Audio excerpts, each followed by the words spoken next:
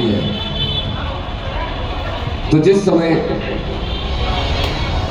अंगद जी माता सीता की खोज करते हुए समुद्र तट पर पहुंचे तो लगे विलाप करने, कहने लगे अगर हम आगे जाएंगे तो समुद्र में डूब कर मर जाएंगे, पीछे लौट कर गए तो महाराज सुग्रीव हमें मार देंगे। अंगद जी कहने लगे कि ना हमें समुद्र में डूब कर मरना है, ना हमें महाराज सुग्रीव के हाथों मरना है, हम इसी समुद्र तट पर बैठकर अपने प्राण त्याग देंगे। जामवंत जी कहने लगे अंगद जी आप व्यर्थ चिंता करते हैं, भगवान राम जी कोई साधारण नहीं, राम जी परिपूर्ण ब्रह्म है और ये भगवान का कार्य है, भगवान अपना कार्य अपने आप करा लेंगे। उनकी इन बातों को संपाति बैठे हुए सुन रहे थे। संपाति कौन है? संपाति है जटायु जी के भाई। एक बार संपाति और जटायु दोनों भाई लगे सूरज पर धावा बोलने, उड़ चले सूर्य की ओर, पंख जलने लगे। तो जटायु तो लौट आए थे, लेकिन संपाति अपने अभिमान में उड़ते चले गए, उनके पंख जल गए और वो इसी समुद्र के तट पर आ पड़े, भोजन के लिए भी लाचार हो गए। तो उस समय चंद्रमा नाम के मुनि ने उनसे कहा था कि संपाति जिस समय राम जी के दूत माता सीता की खोज करते हुए यहां आएंगे तो उनके दर्शन मात्र से तुम्हारे नवीन पंख निकल आएंगे। संपाति ने जैसे ही अंगद जी की बातें सुनी तो कहने लगे वाह ब्रह्मा जी, आज आपने एक साथ इतना भोजन भेज दिया, आज सबको खा जाऊंगा। अंगद जी कहने लगे वाह प्रभु, अभी अभी हमने मरने की प्लानिंग की, आपने व्यवस्था भी बना दी। एक ये है जो हमारे मरने की प्रतीक्षा कर रहे हैं और एक इन्हीं के जैसे जटायु जी थे जिन्होंने माता सीता की रक्षा के लिए अपने प्राण त्याग दिए। संपाति ने जैसे ही जटायु का नाम सुना कहने लगे क्या हुआ, क्या हुआ जटायु को? जटायु तो मेरा भाई था। जामवंत जी ने सारी कथा उन्हें सुनाई। तब संपाति चलते हुए समुद्र तट पर आए, समुद्र के जल से जटायु को जलांजलि दी और जैसे ही उन्हें ये पता चला कि ये राम जी के दूत हैं, माता सीता की खोज के लिए आए हैं, तो उनके दर्शन मात्र से संपाति के नवीन पंख निकल आए, नाचने लगे संपाति। जामवंत जी कहने लगे संपाति अब तुम्हारा काम हो गया, अब हमारा काम करिए। तो संपाति एक ऊंचे पर्वत पर चढ़ गए, वहां से देखने लगे। देखते देखते अचानक कहने लगे मैंने देख लिया, मैं देख रहा हूं, मुझे दिखाई दे रहा है कि दक्षिण की ओर त्रिकूट पर्वत पर माता सीता लंका में अशोक वाटिका में अशोक के वृक्ष के नीचे बैठी हुई है, मुझे दिखाई दे रहा है। मैं देखूं तुम नाही गिरहि दृष्टि अपार, मेरी गिरद की दृष्टि है, मुझे दिखाई दे रहा है लेकिन तुम नहीं देख पा रहे। जामवंत जी कहने लगे संपाति कुछ और मदद करिए। तो संपाति कहने लगे बूढ़ भयऊ नत करत हूँ कछुक सहाय तुम्हारा, मैं बूढ़ा हो गया हूँ, इससे ज्यादा तुम्हारी और कोई मदद नहीं कर सकता, लेकिन हाँ इतना बता सकता हूं कि वहां तक कौन जाएगा। जामवंत जी कहने लगे कौन जाएगा? तो संपाति कहने लगे कि जो 1200 योजन की छलांग लगाएगा वो माता सीता तक पहुंच सकता है। 100 योजन मतलब 1 योजन बराबर 12 किलोमीटर। जो 1200 किलोमीटर की छलांग लगा कर जाएगा वो माता सीता की खोज करके ला सकता है। अब संपाति तो कहकर चले गए। सभी कवि भालू आपस में बातें करने लगे। एक कहने लगा, एक बार हमने 20 योजन की छलांग लगाई थी। दूसरा बोला, अच्छा तुम 20 गए थे? अरे हम 40 जा चुके हैं। तीसरा कहने लगा, तुम 40 योजन गए थे? एक बार हमने 70 योजन की छलांग लगाई थी। जामवंत जी कहने लगा, ये तो बढ़ने लगे। एक बोला, हमने 90 योजन की छलांग लगाई थी एक बार। अब 90 से आगे कोई नहीं बढ़ रहा था। जामवंत जी कहने लगे, ललकारने लगे उन्हें कि तुम अपने आप को युवा कहते हो?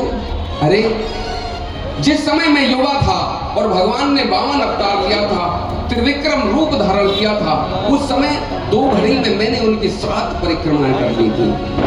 उस समय मैं युवा था और तुम अपने आप को युवा कहते हो? तो अंगद जी इस बात को सुनकर कहने लगे कि जामवंत जी मैं जा तो सकता हूं लेकिन लौटने में संशय है। लेकिन वास्तव में जो जाने वाले हैं वो चुपचाप बैठे हुए हैं, खड़े हुए हैं, आराम से बैठे हैं। जामवंत जी हनुमान जी के पास गए, कहने लगे, हनुमान जी आप जाओगे? आप पवन के पुत्र हैं, आपके समान आपके पास पवन के जैसा बल है, आप बुद्धि के देवता हैं, आप बुद्धि आप जाओगे। और वैसे भी आपका तो अवतार ही राम जी के काज के लिए हुआ है। तो जब हनुमान जी ने यह सुना कि राम काज भई मम अवतारा, तो सुनते ही भय पर्वताकारा। हनुमान जी एक विशाल अट्टालिका के रूप में प्रकट हो गए। एक विशाल देह, सोने की तरह चमकता हुआ शरीर, और कहने लगे, जामवंत जी ये समुद्र मैं खेल खेल में लांग जाऊंगा। बताइए, मैं लंका नगरी को यहां उठाकर ले आऊं या सारी सेना को समाप्त करके माता सीता को ले आऊं? क्या करूं, मुझे बताइए। जामवंत जी कहने लगे, पहले नीचे आओ, पहले पद पर आइए। और जामवंत जी कहने लगे कि ना आपको लंका नगरी को उठाकर लाना है, ना माता सीता को लेकर आना है। आप जाइए, माता सीता को देखिए और वापस आकर राम जी को सूचना दीजिए। बताइए। उसके बाद राम जी अपने बल के साथ बानर भालुओं की सेना लेकर कौतुक में जाएंगे और माता सीता को अपने साथ लेकर आएंगे और इस भगवान के इस कार्य का गुणगान करके भक्त इस भवसागर से पार होंगे। आप केवल जाकर देख कर आइएगा। तो हनुमान जी एक सुंदर नाम के पर्वत पर चढ़ गए। यहां से इस सुंदर कांड की कथा आरंभ होती है। तो देखिए, मेरा सभी से निवेदन है कि कृपया अपना मन और बुद्धि भगवान के श्री चरणों में ही लगाने का प्रयास करें और एक प्रयास करें कि हे ठाकुर जी, हम असमर्थ हैं, हमारा कोई सत्कर्म ऐसा नहीं कि स्वयं चलकर तेरे पास आ सके, लेकिन तुम तो समर्थ हो, दयालु हो, कृपालु हो। तुम अपने भक्तों को तारने के लिए कोई ना कोई बहाना ढूंढ ही लेते हो। जैसे अजामिल के पुत्र नारायण का बहाना, भिलनी के बेरों का बहाना, सुदामा के तंदुल का बहाना।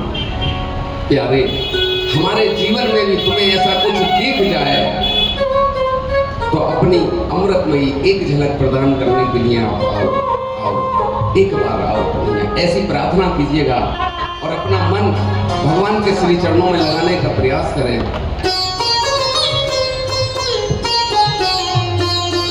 सभी से निवेदन है कि बोलिएगा जरूर।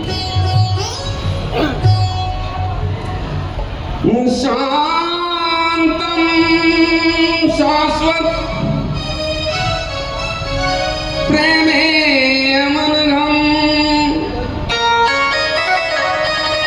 निर्वाण शांति प्रदम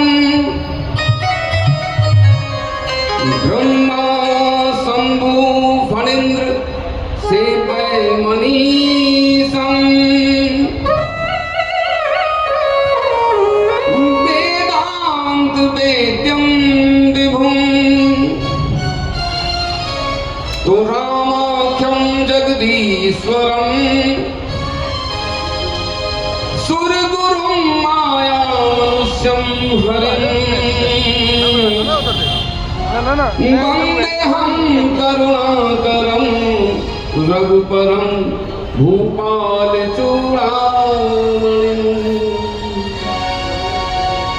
तो नान्या रघुपते हृदय स्मृतिये जय को सत्यम वदामि च भवान् खिलान्तरात्मा भक्तिं प्रयच्छ रघुपुङ्गवः निर्वरामे कामादिदोषरहितं कुरु मानसं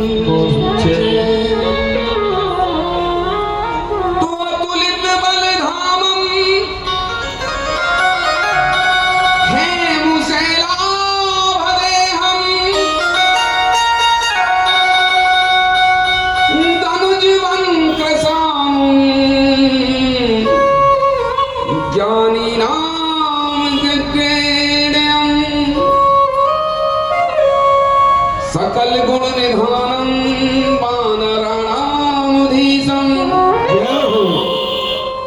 रघुपति प्रिय भक्तम मातु जातं नमामि।